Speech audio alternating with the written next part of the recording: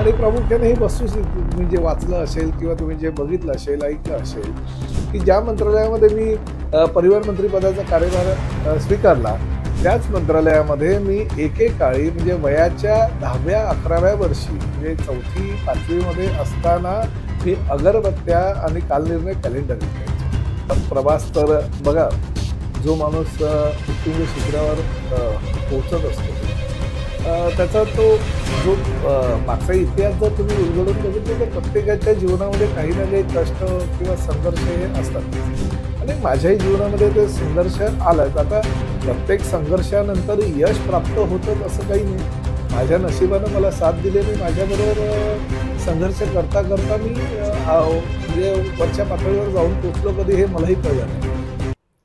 महाराष्ट्राचे परिवहन मंत्री प्रताप सरनाईक यांच्याशी आम्ही संवाद साधतोय. हे असे एक व्यक्तिमत्व आहे ज्याचं आयुष्य, ज्याचं बालपण अत्यंत संघर्षात आणि खडतर परिस्थितीमध्ये गेले, पण ज्याने आयुष्याची काही निश्चितपणे स्वप्न स्वतःच्या हिमतीवर धैर्यावर पाहिलेली आहे. आणि आज आपण त्यांना पाहतोय की ते राज्याचे मंत्री तर झाले, उद्योजक ते आधी होते, उत्तम राजकारणी होते आणि वेगवेगळ्या क्षेत्रामध्ये त्यांना इंटरेस्ट आहे. आणि खास करून त्यांच्याकडे जे खातं आहे ते महानगरीय आणि ग्रामीण भागातल्या लोकांशी अत्यंत जवळीक साधणारं आणि त्यांच्या जीवनाशी अत्यंत सुसंगत आणि त्यांच्या निकडीचं गरजेचं असा तो सगळा विषय आहे. आणि त्यामुळे आम्ही आज त्यांच्याशी संवाद साधतो. खूप स्वागत आहे आपलं. बघा काय, आज तुमची जी काही पोझिशन आहे त्याच्यामुळे तुम्ही आणखी काही लोकांना, तरुणांना तुम्ही माहीत झालात. मंत्री झाल्यामुळे स्वाभाविक एक फोकस आपल्यावरती असतो. पण बालपण कसं गेलं, अगोदरचं आयुष्य कसं होतं हे जनरली लोकांना माहीत नसतं. पण तुमच्या स्टोरीकडे जर पाहिलं जीवनाच्या तर खूप काही इंटरेस्टिंग पार्ट मला त्यातल्या दिसले. म्हणजे तुम्ही मंत्री झाला तर मला आठवतं की तुमचं एक वाक्य कुठल्या वर्तमानपत्रामध्ये मी वाचलं की तुम्ही ST बसमध्ये प्रवास केला आणि तिथून तुम्ही कालदर्शित म्हणजे आपण ज्याला कॅलेंडर म्हणतो ती विकली आणि त्याच बसचा सगळा पसारा आता तुम्हाला सगळं सांभाळायचा आहे. ST नाही, प्रवास तर बघा, जो माणूस उत्तुंग शिखरावर पोहोचत असतो त्याचा तो जो मागचा इतिहास जर तुम्ही उलगडून बघितलं तर प्रत्येकाच्या जीवनामध्ये काही ना काही कष्ट किंवा संघर्ष हे असतातच आणि माझ्याही जीवनामध्ये ते संघर्ष आलाच. आता प्रत्येक संघर्षानंतर यश प्राप्त होतं असं काही नाही. माझ्या नशिबानं मला साथ दिली आणि माझ्याबरोबर संघर्ष करता करता मी म्हणजे वरच्या पातळीवर जाऊन पोचलो कधी हे मलाही कळलं नाही. आणि प्रामुख्याने ही वस्तुस्थिती तुम्ही जे वाचलं असेल किंवा तुम्ही जे बघितलं असेल, ऐकलं असेल, की ज्या मंत्रालयामध्ये मी परिवहन मंत्रिपदाचा कार्यभार स्वीकारला, त्याच मंत्रालयामध्ये मी एकेकाळी म्हणजे वयाच्या 10व्या 11व्या वर्षी म्हणजे 4थी 5वी मध्ये असताना मी अगरबत्त्या आणि कालनिर्णय कॅलेंडर विकायचो. आणि तोच प्रवास हळूहळू पुढे पुढे नेत गेला.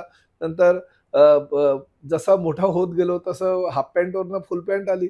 लोकांच्या प्रतिक्रिया त्या बाबतीत थोड्याशा वेगळ्या होत्या की लहान असताना चांगला प्रतिसाद मिळत होता. जसं जसं मोठा होत गेलो, हाफ पॅन्टवरनं फुल पॅन्ट आल्यानंतर लोकांचा प्रतिसाद कमी मिळेनासा झाला.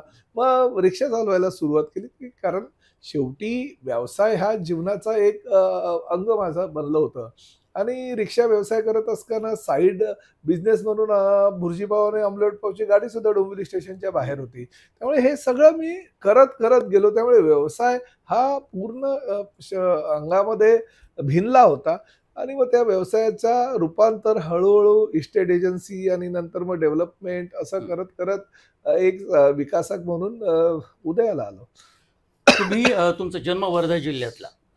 हो, माझा वर्ध्याचा म्हणजे प्रॉपर मी परवा वर्ध्याचा. तुम्ही एका कार्यक्रमासाठी वर्धा जिल्ह्यात गेल्याचे मी काही फोटो हो, त्या माननीय मुख्यमंत्र्यांबरोबर मुख्यमंत्र्यांबरोबर मी त्या वर्ध्याच्या RTOच्या कार्यालयाच्या उद्घाटनाला गेलो होतो. माझा जन्म वर्ध्याचा. माझे वडील त्यावेळेस मुंबईमध्ये दैनिक मराठामध्ये काम करत होते. आई गावी तळेगाव दशासर म्हणून तिकडेच वर्ध्याजवळच एक गाव आहे, तिकडे शिक्षिका होती. त्यामुळे काही वर्षानंतर जेव्हा वडिलांना परमनंट नोकरी त्या मुंबईमध्ये मिळाली, त्यानंतर वडिलांनी आम्हाला वयाच्या मी काहीतरी 8 वर्षाचा असेल तेव्हा मुंबईला आलो. दादरला एक छोटंसं आमचं जिन्याखालचं घर होतं कबूतरखान्याजवळ आणि त्या घरी आम्ही 3 भावंड आणि आई वडील राहायला सुरुवात केली. महापालिकेच्या शाळेमध्ये शिक्षण, मग ते वडील रिटायर्ड झाल्यानंतर मिळालेल्या 15,000 रुपयातनं डोंबिवलीला घेतलेले एक छोटंसं घर आणि त्या घराच्या माध्यमातून नंतर मग दादरवरनं डोंबिवली आणि डोंबिवलीवरनं ठाणे असा हा प्रवास झाला. तो कधी कसा काळ निघून गेला हे कळलं नाही. पण खऱ्या अर्थाने जर म्हणायला गेलो तर डोंबिवली माझ्या जीवनातलं फार मोठं केंद्रस्थान होतं असं म्हणायला हरकत नाही. कारण अगरबत्त्यांचा व्यवसाय बंद करून जी. रिक्षा ड्रायव्हर आणि बुर्जी पाव आणि त्यानंतर मग हळू-हळू त्या डेव्हलपमेंट चालू झाली डोंबिवलीमध्ये. नंतर इस्टेट एजन्सीचा व्यवसाय, नंतर लग्न जी. डोंबिवलीमध्येच झालं, मुलगा डोंबिवलीमध्येच झाला, चांगलं कार्यालय झालं आणि डेव्हलपर म्हणून प्रसिद्धी झालो. स्वतःबद्दल प्रताप सरनाईक फार कमी बोलतात, विचारल्यावर सांगतात. पण हे एक पुस्तक आहे, तो एक सूर्य. या पुस्तकाचा रेफरन्स मी यासाठी देतोय की बाबूराव सरनाईक त्यांचे पिताश्री आणि आचार्य अत्रेंच्या मराठामध्ये त्यांनी काम केलं आणि आचार्य अत्रेंचे ते काही काळ सहकारी होते. या पुस्तकात महाराष्ट्रातल्या सगळ्या महत्त्वाच्या बाबींची नोंद केलेली आहे. म्हणून मी या पुस्तकाची फोटोकॉपी मुद्दामून म्हणजे हे पुस्तकच आणलंय जेणेकरून प्रेक्षकांना त्याची माहिती मिळावी. पण एक खूप मोठा वारसा तुम्हाला मिळालेला आहे. कारण तुमच्या सगळ्या खडतर परिस्थितीतनं तुम्ही मार्ग काढत एक तुम्ही आपलं स्वप्न आयुष्याचं विणलं. पण तुमच्या वडिलांना आचार्य अत्रेंचं सगळं सहकार्य लाभणं, तेव्हा त्यांची सोबत लाभणं आणि तो एक वेगळा इतिहास महाराष्ट्राच्या मुक्तीच्या संदर्भात, स्वतंत्र महाराष्ट्राच्या संदर्भामधला अत्यंत महत्त्वाचा इतिहास आपण आहे. मुलाखत ज्या ठिकाणी घेतात त्याच्या समोरच हुतात्मा चौक आहे. अगदी. म्हणजे संयुक्त महाराष्ट्राचा इतिहास हा जवळनं बघितलेलं जर कोणी व्यक्तिमत्व असेल तर ते आचार्य अत्रे आणि माझे वडील त्यावेळेस होते. म्हणजे मला अजूनही लहानपणच्या गोष्टी त्या आठवत आहेत की स्वर्गीय शिवसेना प्रमुख आदरणीय बाळासाहेब ठाकरे कार्टुनिस्ट म्हणून मराठामध्ये ते त्यावेळेस काही काळात काम करायचे. नंतर मग मधुकर भावे जे ज्येष्ठ पत्रकार आहेत ते सुद्धा वडिलांचे ज्युनियर होते. म्हणजे ही सगळी मंडळी एकत्रितपणे त्यावेळेस मराठासारख्या वृत्तपत्रामध्ये काम करत असताना एक वेगळं विश्व त्या मराठाचं होतं आणि आचार्य अत्रे म्हणजे लेखणीचा बादशहा म्हणून त्याची ओळख होती. आणि म्हणजे संयुक्त महाराष्ट्राच्या हां लढ्यात आणि महत्त्वाचं हां, योगदान. महत्त्वाचं योगदान त्यावेळेस होतं आणि त्यामुळे हा इतिहास कधी पुसला जाणार नाही आणि त्या लहानपणच्या आठवणी, त्यांची लेखणी म्हणजे माझ्या वडिलांची पाटी होती. बाबूराव सरनाईक ज्योतिर्विंद कवी आणि पत्रकार अशी म्हणजे 3 विश्लेषणं त्यांनी त्यांच्या खाली पाटीच्या अगदी. खाली लावली होती आणि ते अतिशय चांगल्या प्रकारचं ज्योतिषशास्त्रावर त्यांचा गाढा अभ्यास होता. अनेक पुस्तकं त्यांनी प्रकाशित केली होती. त्यांची कोरांटीची फुले तर नावाचा कविता संग्रह तर खूप गाजला होता. म्हणजे दादरचं शिवाजी पार्कचं मंदिर, गणेशाचं मंदिर किंवा म्हणजे हां. गणेश उद्यान नावाचं त्यांचं ते पुस्तक कविता संग्रह त्यांनी हे केला होता. आरती संग्रह त्यांचे अनेक झालेले आहेत आणि खूप सारी त्यांनी म्हणजे पत्रकारिता करत असताना त्यांनी त्यांचे कवितांच्या माध्यमातून सुद्धा त्यांनी आपल्या भावना त्या पुस्तकांमध्ये व्यक्त केलेल्या आहेत आणि तो एक सूर्य होता. म्हणजे आचार्य अत्रेंविषयी त्यांच्या मनातल्या भावना तुम्हाला कळल्या असेल, की सूर्याची उपमा आचार्य अत्रेंना जी. त्यांनी दिली होती. म्हणजे त्यांच्यावर असलेलं प्रेम सुद्धा त्या पुस्तकाच्या माध्यमातून त्यांनी व्यक्त केलं. अगदी, अगदी. आता म्हणा थोडा सुरुवातीचा का आपण काळ पाहिला. पण एक साधारणतः राजकारण करत असताना त्या अगोदरी तुम्ही उद्योगाला सुरुवात केली. तुम्ही आत्ताच्या धकाधकीच्या आयुष्यात आपलं एक चांगलं आरोग्य, सुदृढ आरोग्य आणि तुम्ही फिटनेसवरती खास करून कायम लक्ष देता. ती एक अत्यंत महत्त्वाची गोष्ट आहे, की आज आपल्या या सगळ्या आयुष्यामध्ये नाही बघा, फिटनेसकडे लक्ष नाही मला असं स्वतःला वाटतं. म्हणजे इव्हन मी हां. माझ्या मुलांना सुद्धा सांगतो. म्हणजे एक काळ असा होता, की माझी दोन्ही मुलं आणि मी रोज सकाळी बरोबर 7:30ला आम्ही माझ्या घरामध्ये जिमसला घालून आम्ही एकत्र यायचो आणि जिम करता प्रत्येकाच्या त्या दोघांचे इन्स्ट्रक्टर असायचे. माझा काही इन्स्ट्रक्टर नसायचा. परंतु त्या याच्यामध्ये 1 ते 1.5 तासाच्या कालावधीमध्ये चर्चा आणि चर्चेनंतर मग कुणी काय करावं, कुणी कसं वागावं, कुणी कुठल्या मार्गाने जावं वगैरे याची चर्चा त्या 1 तासामध्ये होत होती आणि व्यायामही होत होता. मला असं वाटतं, की प्रत्येकानं आपल्या आयुष्यामध्ये 1 तास तरी आपल्या शरीरासाठी देणं गरजेचं असं मला वाटतं. शेवटी शरीर आहे. तुम्ही व्यायाम करा नाही तर काही करा. शेवटी वयोमानाप्रमाणे तुम्हाला ज्या काही गोष्टी येणार आहेत त्या आयुष्यात तुमच्या शरीरामध्ये येणारच आहेत. पण जेवढं करता येईल तेवढं करावं. जेवढं तुम्हाला फिटनेस करता येईल तेवढं करावं. खाण्यापिण्यावर जेवढं काही लक्ष केंद्रित करता येईल तेवढं लक्ष केंद्रित करावं. मी काय म्हणजे मी सगळ्या काही गोष्टी खाण्यापिण्याच्या बाबतीत मी काय तारतम्य अच्छा. बाळगत नाही. इव्हन मला गोड खूप आवडतं किंवा मला तेलकट पदार्थ सुद्धा खूप आवडतात. म्हणजे वडा आणि कांदा भजी म्हणजे माझा एकदम आवडीचा मेनू. त्यामुळे असं काही नाही, पण थोडंसं व्यायामाला किंवा शरीराला तुम्ही वेळ द्यायला हवा असं मला वाटतं. हा मेसेज तुमचा खूप महत्वाचा आहे. आता आपण खात्याकडे वळू. म्हणजे तुम्ही मंत्री नव्हता त्यापूर्वी म्हणजे जी एकत्र शिवसेना होती त्यातले दिवाकर रावते त्या खात्याचे मंत्री होते, परिवहन विभागाचे, आणि हे कायम चर्चेत असलेलं सगळं आपण खातं पाहतो. पण तुम्ही खूप वेगवेगळ्या पद्धतीनं निर्णय घेतायत आणि त्यामुळे गेल्या काही दिवसांपासून आम्ही पाहतो की सातत्यानं या विभागातले तुमच्या खात्यातले निर्णय हे चर्चेत येत आहेत. आपण ग्रामीण विभागातनं तुम्ही आला, तुमचा जन्म झाला, तुमचे वडील सुद्धा ग्रामीण भागामध्ये राहिलेले अनेक वर्ष, आणि ह्या एस टी महामंडळाचा कायापालट तुम्ही करायचं ठरवलेलं आहे. काय यातले महत्वाचे टप्पे तुमच्या नाही, मी या 100% कायापालट करेन. मी तुम्हाला सांगतो की शेवटी कसं असतं की कॉर्पोरेट सेक्टर हा कुठल्याही गोष्टींमध्ये तुम्ही तुमच्या म्हणजे तुमच्या मनातल्या ज्या भावना आहेत किंवा तुमचे जे विचार आहेत ते त्या क्षेत्रात जर उतरवले तर कुठेही उतरू शकतो. आणि माझ्याकडे ऑटोमॅटिक 1,00,000चं माझं कामगार वर्ग माझा आहे. एवढं म्हणजे सगळं काही तयार असलेलं हे खातं आहे. ह्या खात्यामध्ये सुसूत्रता आणून नवीन टेक्नॉलॉजीचा वापर करून हे खातं कसं पुढे येता येईल, आणि ते खातं पुढे आणत असताना माझे जे 1,00,000 कामगार आहेत, जे म्हणजे गेल्या अनेक वर्षापासून आपल्या आयुष्याचं अर्ध आयुष्य ते ह्या एस टी महामंडळामध्ये दिलेलं आहे. तर त्यांना सोबत घेऊन माझा 56,00,000 प्रवासी आता आहेत. 56च्या पुढे कदाचित आहेत. तर ह्या प्रवाशांना सुविधा देण्याचा माझा एक विचार आहे आणि त्या माध्यमातून मी प्रयत्न करतो. माझे अधिकारी वर्ग सुद्धा मला त्याला साथ देत आहेत. दोन्ही उपमुख्यमंत्री आदरणीय एकनाथजी शिंदे आणि अजितदादा पवार साथ देत आहेत. त्याचबरोबर देवेंद्र फडणवीसांनी स्पष्टपणे मला सांगितले की प्रताप, तू ह्या खात्यामध्ये सुधारणा करू शकतो याची मला खात्री आहे. त्यामुळे तू चांगल्या योजना काही आण, सरकार पूर्ण तुझ्या पाठीशी आहे. अशा प्रकारचा मला सूचना दिलेल्या आहेत. मला सहकार्य मिळत आहे आणि त्यामुळे मी हे खातं पुढे नेईल. तुम्ही 2 वर्ष लागतील, कारण शेवटी पूर्ण जीर्ण झालेलं हे खातं होतं. त्यामुळे त्याला कशी सुसूत्रता आणता येईल आणि चांगल्या लेव्हलला म्हणजे वरच्या लेव्हलला कसं खात्याला नेता येईल हे मी विचार करतोय, ते मी 100% करणार. आता तुम्हाला या खात्यातली बलस्थानं माहिती आहे किंवा तुमची या खात्यामध्ये काय ताकद आहे हे तुम्ही ओळखली. निगा भरतीचा सुद्धा तुम्ही निर्णय घेतलेला, कारण तुम्ही बसेस वाढवण्यावर भर दिलेला आहे. 3,000 काही बसेस तुम्ही नाही, 3,000 बसेस ह्या वर्षी मी घेतोय आणि पुढल्या वर्षापासून दर वर्षाला 5,000 म्हणजे 5,000 बसेस. 29-30ला माझ्याकडे 25,000 बसेस जर असतील तर मला ड्रायव्हर कंडक्टर लागणार, मला टेक्निशियन्स लागणार. त्यामुळे आतापासून जर मी सुरुवात केली ह्या भरतीच्या माध्यमातून जे जे इच्छुक आहेत त्यांना, आणि त्याचबरोबर दुसऱ्याही गोष्टी मला बघाव्या लागतील की या एस टी महामंडळ पुढे पुढे जात असताना 2019 साली काही भरती झाली होती. ती भरतीच्या प्रक्रियेमध्ये काही लोक येऊ शकले नव्हते. कोरोना काळामध्ये आम्ही काही बाहेरच्या लोकांची सेवा घेतली. त्या लोकांना सुद्धा प्राधान्य देणं गरजेचं आहे. आणि मध्यंतरीच्या काळामध्ये एस टीचा संप असताना सुद्धा काही बाहेरचे ड्रायव्हर कंडक्टर आम्ही घेतले होते. त्यांना सुद्धा आता जर भरती होते तर त्या आमच्या भरतीच्या प्रक्रियेमध्ये सामील कसं करून घेता येईल याचा मी प्राधान्याने विचार करतोय.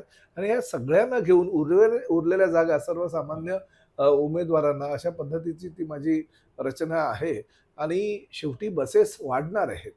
आता ज्या जुन्या खटारा झालेल्या बसेस कुठेही बंद पडतात, त्या आज न उद्या भंगारमध्ये मला काढाव्या लागतात. परंतु नवीन येणाऱ्या ज्या बसेस आहेत त्यासाठी चांगले आणि अतिशय मेहनत करणारे कर्मचारी मला लागणार आहेत. तर ती मेगा भरती सुद्धा मी करणार आहे. आणि दुसरं प्रामुख्यानं कदाचित तुम्ही तो प्रश्न मला नंतर विचाराल, परंतु मी सांगतो मी स्मार्ट बस आणतोय. स्मार्ट बस म्हणजे ह्या स्मार्ट बसमध्ये जर दारू पिऊन कुणी एखादा ड्रायव्हर बसलेला असेल तर ती बसच चालू होणार नाही अशी टेक्नॉलॉजी आहे. GPS यंत्रणा आहे. स्वारगेटच्या घटनेनंतर महिलांवर अत्याचार होऊ नये म्हणून मी CCTV कॅमेरा प्रत्येक बसेसमध्ये बनवतोय. आमचं एस टीचं उत्पन्न वाढवायचं आहे म्हणून बसेसच्या चारही बाजूला जाहिराती कशा आम्हाला दाखवता येईल ह्यासाठी अच्छा. नवीन बसेसमध्ये ती पूर्वतयारी आम्ही करून घेतोय. वायफाय यंत्रणा आम्ही देतोय. 2 स्क्रीन लावतोय जेणेकरून मुख्यमंत्री, पंतप्रधान किंवा इतर काही नेत्यांची भाषणं, काही सूचना असतील तर तुम्हाला त्या ठिकाणी ऐकायला मिळतील, बघायला मिळतील. टीव्हीवरची काही गोष्टी तुम्हाला बघायला मिळतील आणि त्याचबरोबर जाहिरातीसाठी सुद्धा त्याचा वापर करता येईल. म्हणजे त्या माध्यमातून बसेसचं, एसटी अगदी. महामंडळाचं उत्पन्न कसं वाढेल ह्याला सुद्धा आम्ही प्राधान्य देतोय. म्हणजे ग्रीन एनर्जीच्या संदर्भामध्ये केंद्र सरकारचं धोरण सुद्धा खूप स्पष्ट आहे. त्यांनी सोलर एनर्जीचा वापर म्हणा, ई वाहनांचा वापर म्हणा, यावर तुम्ही सुद्धा फोकस करतायत. म्हणजे आपले सेंटर ट्रान्सपोर्ट मिनिस्ट्रीकडून सुद्धा ते धोरण स्वीकारलेलं आहे. याला बढावा देण्यासाठी 29 एप्रिलच्या कॅबिनेटमध्ये महाराष्ट्राच्या ई धोरण हे अंमलात आणायचं ठरवलेलं आहे. हा खूप अत्यंत महत्त्वाचा मुद्दा वाटतो आपल्याला. बरोबर आहे. ही काळाची गरज आहे. बघा, पर्यावरण म्हणजे आज जर तुम्ही बघितलं तर हे मला माझ्या आयुष्यामध्ये कधी हे दिसलं नाही हो. पहिल्यांदा 18 आणि 19 मेला पाऊस पडतो आणि तोही धो-धो पाऊस पडतो. तुडुंब नाले भरले जातात. आमचे ट्रेन उशिराने जातात. रस्त्यावर पाणी साचलं जातं. त्यामुळे ट्रॅफिकची समस्या येते. हे 18-19 मेला हे माझ्या आयुष्यामध्ये मी कधीच हे बघितलं नव्हतं. आज हे बघायला लागतं आणि त्याचं कारण हे तुम्हालाही कल्पना आहे, की वातावरणीय बदल हा फार मोठ्या प्रमाणात व्हायला लागल्या कारणानं पूर्ण जे आपण पूर्वी म्हणायचो, की 7 जूनला पाऊस येणार म्हणजे तयारी तशा पद्धतीने करायची. आता तसं अगदी. काही राहिलेलं क्लायमेट नाहीये. चेंज खूप झाले. त्यामुळे असं कधी काय होईल याचा भरोसा नाही आणि ह्याला पर्याय एकच. हे तुम्हाला इलेक्ट्रिकच्या बसेस ह्या रस्त्यावर आणाव्या लागतील, LNGच्या बसेस ह्या रस्त्यावर आणाव्या लागतील. त्याच्याशिवाय पर्याय नाही. हे लगेच तर होऊ शकत नाही. मी म्हणालो आज तर उद्या काय त्या सगळ्या बसेस येऊ शकत नाही. ह्याला किमान 10 वर्षाचा कालावधी लागणार आहे आणि त्या कालावधीमध्ये इलेक्ट्रिक बसेस कशा माझ्याकडे येतील, ई बाईक कशा रस्त्यावर धावतील, यासाठी मी प्राधान्य देतोय आणि आम्ही ह्या ई बाईक टॅक्सीला म्हणा किंवा ग्रीन एनर्जी इलेक्ट्रिक बसेससाठी किंवा कारसाठी आम्ही एक चांगली योजना आखलेली आहे. राज्य शासनाच्या माध्यमातून केंद्र सरकारचं सुद्धा त्याला योगदान आहे. त्या चार्जिंग त्यामुळे स्टेशनचा खूप विचार हां, करावा त्यामुळे लागेल. चार्जिंग स्टेशनचा विचार करावा लागेल, पण त्या गोष्टी होतात. आता बघा, पेट्रोल पंप किंवा CNG किंवा LNGचे डेपो पूर्वी नसायचे किंवा फ्यूल सेंटर नसायचे. पण आता गाड्या जसे यायला लागल्या तशी निर्मिती व्हायला लागली. तर चार्जिंग स्टेशन काही एवढी मोठी गोष्ट नाही. ती होऊ शकेल, परंतु शेवटी पॅरलल ते इन्फ्रास्ट्रक्चर तुम्हाला बनवावं लागेल. एक वाहन पार्किंगच्या संदर्भातला तुमचा निर्णय खूप महत्त्वाचा आहे, जो महानगरीय जीवनासाठी किंवा इथे मेट्रो सिटीजमध्ये राहणाऱ्या लोकांसाठी खूपच अत्यंत महत्त्वाचा आहे. ही काळाची गरज आहे. बघा, आपले जे आत्ताचे रस्ते आहे ते कुठल्याही परिस्थितीमध्ये वाहनांचा भार ह्याच्या पुढे भविष्यामध्ये पेलू शकणार नाही अशी परिस्थिती आहे. म्हणजे जे रस्ते गाड्यांसाठी होते, जे फुटपाथ आता पादचाऱ्यांसाठी होते, त्यापैकी फुटपाथ तर पादचाऱ्यांसाठी राहिलेले नाही. त्याही ठिकाणी हातगाड्या आणि काही गाड्या किंवा बाईक पार्किंग केलेल्या असतात किंवा ज्या गाड्या जायला तुम्हाला म्हणजे रस्ते बनवलेले आहेत त्या ठिकाणी दोन्ही बाजूला पार्किंग केलेली असते. कारण पार्किंगची समस्या फार जटिल आहे. आज 1 BHK घेणारा जो व्यक्ती आहे त्याच्याकडे सुद्धा 2-2 गाड्या आहे, परंतु तो सोसायटीमध्ये पार्किंग घेत नाही. कारण त्यासाठी त्याला डेव्हलपरकडे पैसे मोजावे लागतात. मग तो काय करतो, आपली गाडी एक तर सोसायटीच्या ओपन स्पेसमध्ये ठेवतो, जेणेकरून फायर ब्रिगेडची गाडी किंवा ॲम्ब्युलन्स आली तरी त्याला जागा राहत नाही. तो भर रस्त्यावर गाडी ठेवतो, त्यामुळे भांडणं निर्माण होतात. ही जागा माझी, ती जागा माझी, अशा पद्धतीनं आपापसामध्ये वाद निर्माण होतात आणि परत रस्त्यावरून जाणाऱ्या येणाऱ्या गाड्यांना त्याची अडचण निर्माण होते. त्यामुळे एक आम्ही भविष्यामध्ये लगेच तर त्या गोष्टी किंवा कायदा आणणार नाही, परंतु ज्याच्याकडे पार्किंगची व्यवस्था आहे अशालाच गाडीचं रजिस्ट्रेशन आम्ही करून देणार, अशा प्रकारची राज्य सरकारची भूमिका आहे आणि त्या माध्यमातून आम्ही विचार करतोय आणि नगरविकास खात्याला आणि पोलीस खात्याला एकत्रितपणे घेऊन आम्ही तशी रचना करतोय, जेणेकरून गाडी घेणाऱ्या व्यक्तीला पार्किंग महापालिकेच्या माध्यमातून मिळू शकेल, जर त्याला विकत घ्यायची नसेल तर. तुम्ही एक उल्लेख केल्याचं मला साहेब आठवतं, की एक तर ठाण्यामध्ये उद्यानाखाली पार्किंग तयार केलं किंवा मुंबई महानगरपालिकेने पार्किंग प्लाझा तयार केलेला. ठाण्यामध्ये गावदेवी मैदान जे आमचं आहे खूप मोठं तुमच्या मैदान ते मतदारसंघात. नाही, ठाणे शहर ठाणे मतदारसंघात आहे. म्हणजे इंदिरा जे. गांधींपासून तर स्वर्गीय जे. शिवसेना प्रमुख बाळासाहेब ठाकरे यांच्या सभा सुद्धा त्या गावदेवी मैदानात झाल्या. त्याच्या खाली बरोबर. आम्ही पार्किंग प्लाझा केलेली आहे. चांगला प्रतिसाद त्याला मिळतोय. म्हणजे उद्यानांखाली किंवा मैदानाखाली का आम्ही म्हणालो, कारण त्याच्या खाली भविष्यामध्ये काही अजून कुठले बुलेट ट्रेन, मेट्रो किंवा काही अशा गोष्टी झालेल्या नाही आणि त्या ठिकाणी वायरिंग, पाईपलाईन्स वगैरे ह्या कधी गेलेल्या नसतात. त्यामुळे खालच्या गाड्या पार्किंग साठी महापालिकेनं त्यावर उपाययोजना करणं किंवा पार्किंग पॉलिसीचं भूमिका घेणं हे अगदी संयुक्त ठरेल. म्हणून आम्ही नगरविकास खात्याला विनंती केली की तशी पॉलिसी तुम्ही बनवा आणि मुंबई महापालिकेने सुद्धा ते अंमलात आणलेलं आहे. हाय सिक्युरिटी नंबर प्लेट्स हा अत्यंत महत्त्वाचा केंद्रीय स्तरावरचा निर्णय आणि मुद्दा होता. महाराष्ट्रात त्याचं कसं इम्प्लिमेंटेशन होत आहे आणि त्याचे काय फायदे आपल्याला दिसत आहेत? मुंबई आपण बघितलं की टेरर अटॅक पूर्वी झालेले होते. AI टेक्नॉलॉजीच्या आधारे बऱ्याच काही टेक्नॉलॉजी ह्या सगळ्या RTO डिपार्टमेंट म्हणा किंवा एसटी महामंडळ म्हणा प्रत्येक ठिकाणी त्याचा वापर करावा लागणार आहे. माननीय मुख्यमंत्र्यांनी सुद्धा ज्या ठिकाणी शक्य असेल त्या ठिकाणी AI टेक्नॉलॉजीचा वापर करा अशी भूमिका मांडलेली आहे आणि त्यामुळे आम्हाला त्या गोष्टी कराव्या लागणार आहेत. त्यामुळे हाय सिक्युरिटी नंबर प्लेटचा रिस्पॉन्स सुरुवातीच्या काळामध्ये खूप वादविवाद झाले, आरोप झाले, प्रत्यारोप झाले. अधिवेशनामध्ये त्या संदर्भातल्या लक्षवेधी मांडल्या गेल्या किंवा प्रश्नोत्तरामध्ये ते चर्चा झाली. परंतु ही शेवटी गरज आहे आणि सर्वसामान्य लोकांना कुठेतरी एक न्याय असला पाहिजे. नाहीतर त्या गाड्यांवर दादा, मामा, काही वाटेल ते भाई, लिहिलेलं काका असतं. अशा पद्धतीचं ते काही आपली स्वतःचे काही काही गोष्टी सिद्ध करण्यासाठी ती गुंड प्रवृत्तीच्या लोकांनी सुद्धा त्याचा वापर केलेला आहे. तर अशा गोष्टी होता कामा नये. एकच सलग नंबर प्लेट जर असेल तर त्याचा सर्वसामान्यांना फायदा होईल. उद्या काही अपघात घडले किंवा काही गोष्टी गाडी चोरीला गेली ह्या सगळ्या गोष्टींसाठी या हाय सिक्युरिटी नंबर प्लेटचा फायदा होतो. नो POC नो फ्युएल एक तुमचं धोरण आहे आणि काही ठाण्यामध्ये हवाई तुम्ही टॅक्सी किंवा पॉड आता PUCच्या बाबतीत जर तुम्ही म्हणालात तर बघा काही एवढ्या डुप्लिकेट PUC सर्टिफिकेट निर्माण झालेले आहेत की ते डुप्लिकेट म्हणजे एकदा लोकांना तर आता अवघड नाही झालेलं. म्हणजे कायदा कसा खिशामध्ये घेऊन फिरायचा हे वाहन चालकांनी ठरवलेलं आहे असं दिसतं. कारण बऱ्याच ठिकाणी हे PUCच्या बाबतीत जर तुम्ही बघायला गेला तर ते एकदम बोगस सर्टिफिकेट्स त्यांच्याकडे आहेत. त्यामुळे आम्ही QR कोड देऊनच काही गाड्यांना आम्ही PUCच्या संदर्भात एक सर्टिफिकेट देणार आहोत QR कोडच्या माध्यमातून. म्हणजे तो QR कोड डुप्लिकेट नसणार किंवा स्टिकर नसणार. त्यामुळे मग तो QR कोड असेल तरच त्याला डिझेल भरायला मिळेल. हा एक विषय आहे. आणि दुसरं तुम्ही म्हणालात की ठाणे आणि मीरा भाईंदर आम्ही पॉड टॅक्सीचं म्हणजे मी रोपवे आणि पॉड टॅक्सी दोनपैकी एक योजना ही महाराष्ट्रात आणली गेली पाहिजे ह्या मताचं होतं आणि त्या माध्यमातून मी घोषणा केली होती. तर पॉड टॅक्सी अशी एक संकल्पना आहे की पंतप्रधान नरेंद्र मोदी साहेबांनी बडोद्यामध्ये नितीन गडकरी साहेबांच्या सांगण्यावरून एक प्रोजेक्ट दिलेला आहे आणि ते पॉड टॅक्सीचं काम जवळजवळ आता 90% पूर्ण झालंय. तशाच पद्धतीच्या पॉड टॅक्सी अंतर्गत वाहन चालक त्या महापालिका क्षेत्रांसाठी सर्वसामान्य प्रवाशांच्या सोयीसाठी असावी आणि आम्ही तशा BKC मध्ये एक, ठाण्याला एक आणि मीरा भाईंदर अशा 3 ठिकाणी त्यांना परवानगी दिलेली आहे. पण त्याचा खर्च मात्र आम्ही महापालिका किंवा राज्य सरकार करणार नाही. केंद्र शासनाकडनं एकतर त्यांनी अनुदान आणावं किंवा मग त्यांनी PPP तत्वावर चालवावं ह्या बेसवर त्यांना परवानगी दिलेली आहे. मोटर वाहन विभागाकडे खूप मोठ्या प्रमाणात जागा आहे. म्हणजे जसं तुम्ही एसटी महामंडळाच्या कमर्शियल त्याचा वापर करायचं ठरवलेलं आहे. तर ह्या RTOच्या जागेवरचा अनधिकृत अतिक्रमणाचा मुद्दा कायम चर्चेत असतो. बघा रमाबाई नगरमध्ये जवळजवळ 7 एकर जागा ही RTOची होती. ती पूर्णपणे गिळंकृत झाली. वडाळ्याची जागा गिळंकृत झाली.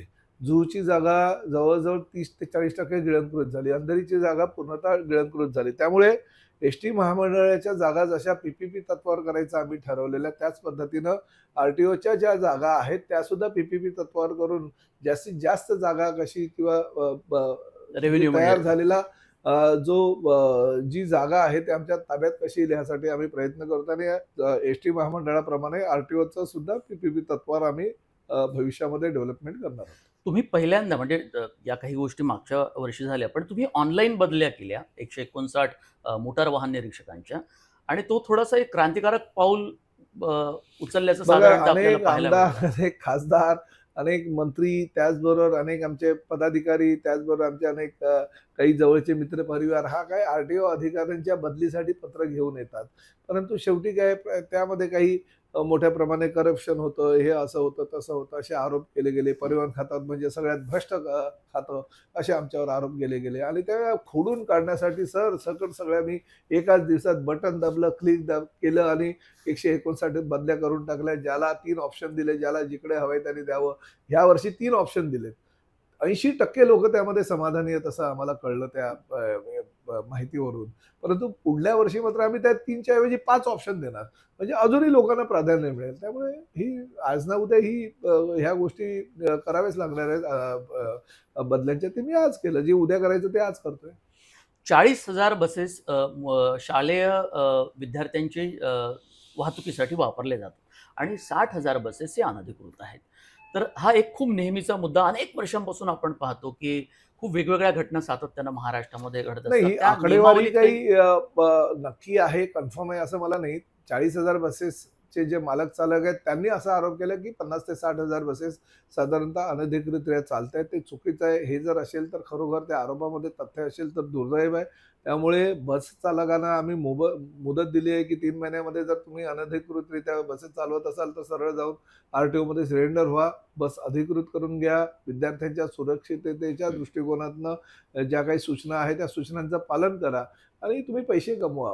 शेवटी व्यवसाय आहे. व्यवसाय करून रोजगार वाढवणं ही आमची सुद्धा जबाबदारी आहे. परंतु विद्यार्थ्यांच्या जीवाशी खेळून जर कोणी व्यवसाय करत असेल तर तो आरटीओ डिपार्टमेंट त्याला पूर्णतः विरोध करेल आणि अशा जे काही चुकी करणारे लोक आहेत त्यांच्यावर कारवाई करेल. शेवटचा प्रश्न, खूप वेगवेगळ्या घोषणा झाल्या, त्याचं स्वागत होतं, पण इम्प्लिमेंटेशनच्या पातळीवरती खूप काळजी माझ्या घ्यावी फक्त लागेल. घोषणा नाही, मी इम्प्लिमेंट सुद्धा करतो. तुम्ही आज बघितलं, आज आमच्या त्याच संदर्भातल्या बैठक आहेत. शेवटी काही घोषणा केल्यानंतर त्याचा पाठपुरावा सुद्धा करणं गरजेचं असतं आणि मी पाठपुरावा करतो. तुमच्याकडून ती अपेक्षा आहे, म्हणून हां. त्याचं एक वेगळं युनिट तयार करावं लागेल का? किंवा नाही, युनिट तयार नाही आहे. त्याच अधिकाऱ्यांना सोबत घेऊन काही कन्सल्टंट आम्ही घेतोय. त्या कन्सल्टंटला घेऊन, काही नवीन वास्तुविशारद आहेत त्यांना घेऊन आम्ही काही म्हणजे त्या क्षेत्रातले नामचीन लोक आहे, आरटीओचे आमचे जुने काही रिटायर्ड अधिकारी आहेत त्यांना घेऊन, ह्या सगळ्यांना घेऊन आम्ही खाता पुढे नेणार आहोत. खूप धन्यवाद. अत्यंत मनमोकळी मुलाखत तुम्ही दिली. थँक्यू. खूप खूप धन्यवाद. थँक्यू.